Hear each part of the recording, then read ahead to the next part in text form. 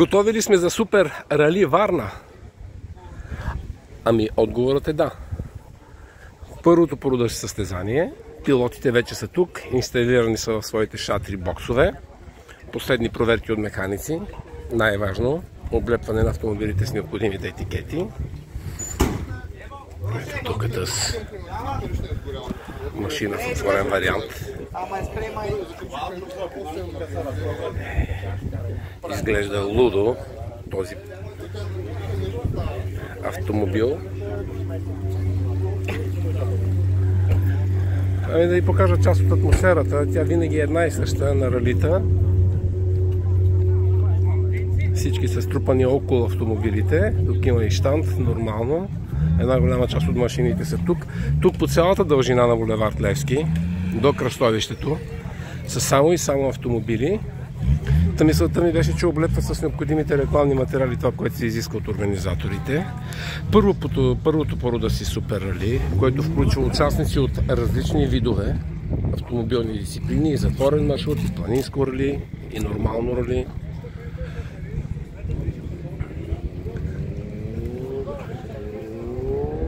Дават се среща. Няма състезателен характер тази проява, просто участват. Публиката ще наслаждава на най-добрите.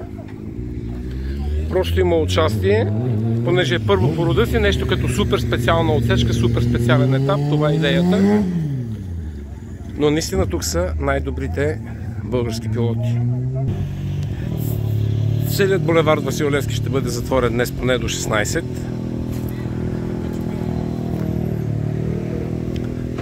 Във Варна автомобилният спорт е на изключителна почет. Flat-Out е главен организатор на проявата с съдействието на общината. Ето това е тази толкова хубава машина на Мишев. Той е един от пилотите, който с тази Шкода участва преди всичко на състезания в чужбина. Доколкото разбрах, е пренебрегнал участие в Хърватия, за да бъде тук днес на това състезание. Това наистина е една много сериозна машина.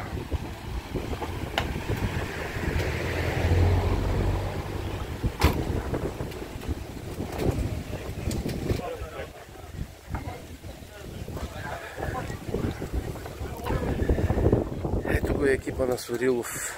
Един от пилотите, които трупа много голям актив в българския шампионат. Знае какво да си добър, а този Citroen наистина е последната дума.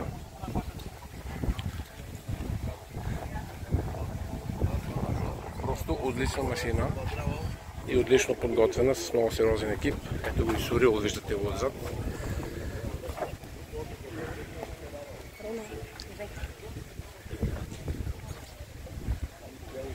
Една наистина отлична бойна машина, много силен автомобил.